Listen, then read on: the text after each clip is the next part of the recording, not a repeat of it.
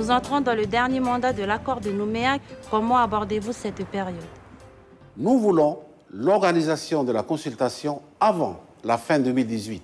Pour cela, nous devons préparer la population concernée à exercer dans les meilleures conditions et en toute connaissance de cause son droit à l'autodétermination. Nous nous engageons ainsi à compléter le programme de formation des cadres, réformer et dynamiser notre système économique et social en commençant par la fiscalité, encourager l'esprit d'entreprise, développer de nouvelles filières d'activité dans le respect de notre environnement. Dans le même temps, nous nous engageons à œuvrer pour renforcer le sentiment d'appartenance au pays pour que la citoyenneté devienne le ciment de notre future nation.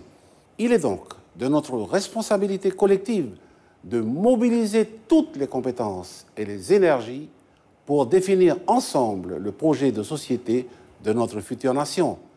À cette fin, d'ailleurs, nous proposerons la création, dans le futur congrès, d'une commission référendaire plénière afin de mieux s'y préparer.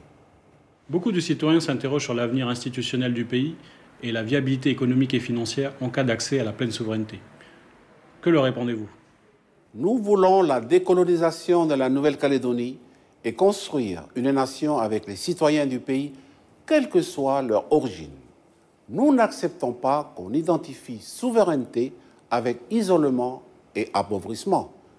Notre projet intègre pleinement les réalités du monde d'aujourd'hui et nous savons parfaitement qu'il faudra développer des relations ancrées dans notre région Asie-Pacifique, qualifiée à plusieurs reprises de nouveaux centres de la croissance mondiale.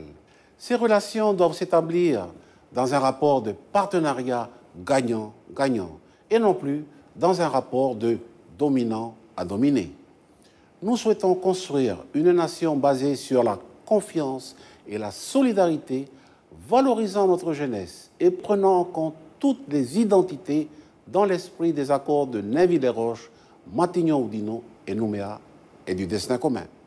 La société que nous souhaitons construire n'exclut pas l'autre. Chacun aura la place qui lui revient. D'ailleurs, Éloi Machoro le disait déjà en 1984. On nous prête un esprit revanchard sur 130 ans de colonialisme, alors que ce n'est pas du tout ça. La mentalité du peuple kanak est une mentalité hospitalière.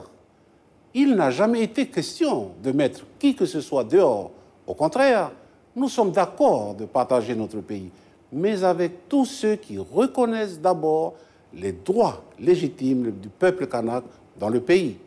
Cette reconnaissance est nécessaire pour délier le nœud gordien colonial que rappelait le poète tahitien Henri Hirault en ces termes: « Si tu étais venu chez nous, nous t'aurions accueilli à bras ouverts, mais tu es venu ici chez toi, et on essaie comment t'accueillir chez toi. » Le 11 mai, faites-nous confiance, n'ayez pas peur, et votez pour la liste « Construisons notre nation arc-en-ciel ».